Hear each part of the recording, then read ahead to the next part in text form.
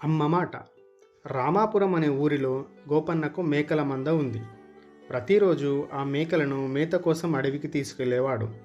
ఆ మందలో ఒక మేకకు పిల్ల పుట్టింది. పుట్టిన పిల్ల అప్పుడప్పుడు మంద నుంచి బయటకు వెళ్ళిపోయేది. ఆ విషయం గమనించిన తల్లి గట్టిగా హెచ్చరించింది.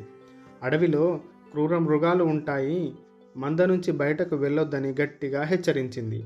అయితే తల్లి తనపై కావాలనే కోప్పడుతుందని, బయట చాలా అందంగా ఉంటుందని, తన సంతోషానికి అడ్డంగి చెప్తున్న తల్లిపై కోపం పెంచుకుంది.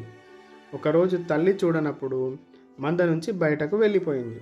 ఒంటరిగా తిరుగుతున్న పులికి కనిపించడంతో ఒక్క ఊదుటన పంజా విసిరి మేకపిల్లను అరగించింది. ఇందులో ఈ కథలో ఉన్న నీతి ఏంటంటే, పెద్దలు ఏది చెప్పినా అది పిల్లల మంచి కోసమే, వాళ్ళ సంతోషాన్ని అడ్డుకోవాలని కాదు. మీకు ఈ కథ నచ్చినట్లయితే లైక్ చేయండి, షేర్ చేయండి, సబ్స్క్రైబ్ చేయండి. Thank you.